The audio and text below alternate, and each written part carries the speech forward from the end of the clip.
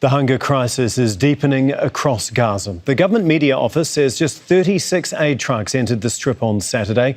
More than 600 need to enter Gaza each day to meet the basic minimum requirements. At least 169 Palestinians have starved to death since Israel's war began, including 93 children. And more than half of those deaths have occurred in just the past 2 weeks. Hani Mahmoud joins us now from Gaza City. And Hani, as we heard and saw there, people really are having to resort to any means in order to get food at this point, aren't they?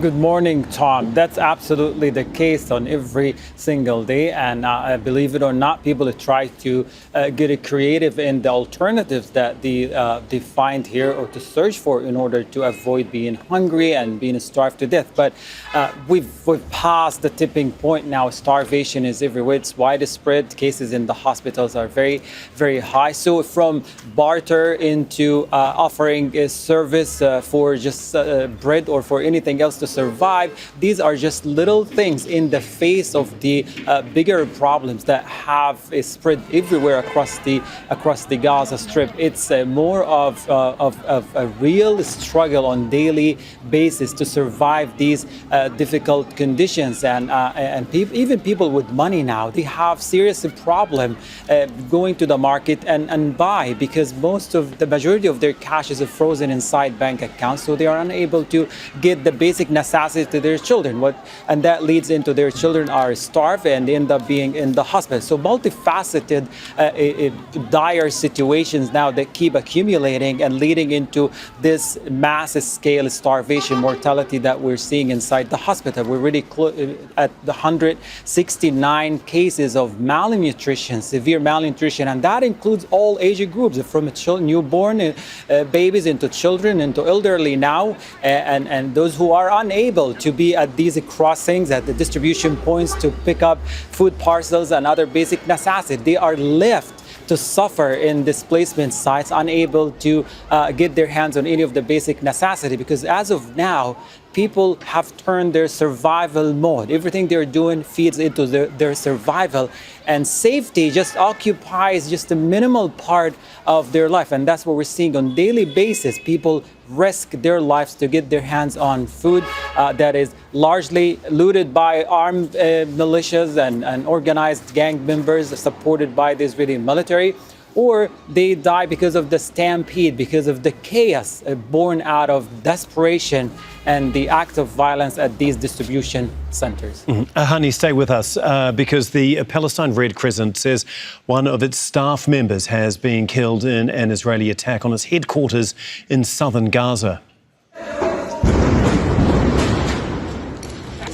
The airstrike on the building in Khan Younis started a fire on the first floor. 3 other Red Crescent staff members were injured in the attack.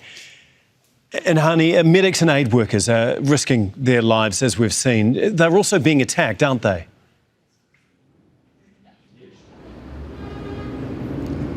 Well, the attack on the Red Crescent Society facility in Khan Younis was not the only one as of last night. Explosions could be heard across Gaza City. In fact, there was one massive explosion, and all the reports that we received, that was coming from central area. I'm talking about a very long distance from Gaza City into the central area, but we were able to hear these massive explosions resulting from the ongoing home demolition. The Israeli military plans these explosive devices in areas that are crowded and densely populated, with many of the residential clusters that are flattened. But the Red Crescent Society is one of many of the medical facilities across the Gaza Strip that are repeatedly targeted and they're severely damaged from the opening weeks of the war. This particular facility in Khan Younis, and it looks like the particular reason for that is to push it out of service. It offers free medical services to Palestinians across the Strip. It works as a subordinate to Nasser Medical Complex that have been destroyed by the Israeli military. And when it was rehabbed, it's only operating a few of its vital facilities. And as of attack last night, we are seeing more of Israel's insistence on destroying health facility across the Gaza Strip. One member of the health of the medical staff of the Red Crescent Society was killed. Others were critically injured. Here in the Sheikh Radwan district, a drone strike targeted a group of people, leading to the death of 3 more people, including a fitness bodybuilder, a celebrity here in Gaza City, a champion who was killed in the attack. That's Abdullah Al-Hor, well known among Palestinians, was killed in the attack, and close to 7 with the critical injuries. All of this happened while fighter jets were still hovering, drones, quadcopters, and ongoing explosions did not stop all night long. I recall probably waking 3-4 times at night at the sound of massive explosion coming from the eastern part of Gaza City. So another sleepless night, not for me, but for many Palestinians who are cornered here in this small area in the western part of Gaza City. Hani, as always, thank you so much for giving us the realities of what is happening on the ground in Gaza. Hani Mahmoud in Gaza City for us. Don't miss out. Get a full picture. Subscribe to Al Jazeera for reliable news, expert insight. Like, share, stay ahead.